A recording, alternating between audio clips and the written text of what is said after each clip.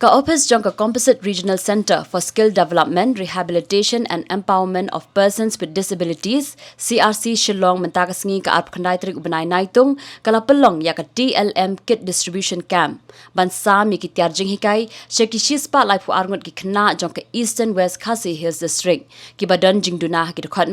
but ya ka ni ka distribution camp la pelong hapok ka Tirat Singh Memorial Hall pendeng yong Mairang. Deputy Commissioner jong ka Eastern West Khasi Hills District uba Wilfred Nongsi ulalong kum ukongsan haringkat ka jingadon lang urang ba dong ka shnong pendeng yong uba M Diengdo ka Rehabilitation Center Officer ka kong Monica Estekar ka DSWO Nongston ka kong VC War kilong kumi ki khna ki badai ben yo ye ki Tiar Jinghikai bat kiwei. Terima kasih di Tuan Kerpang dan lagi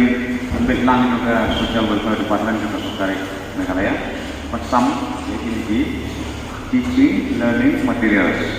yakni pada learning pang Jingduna atau berkat intellectual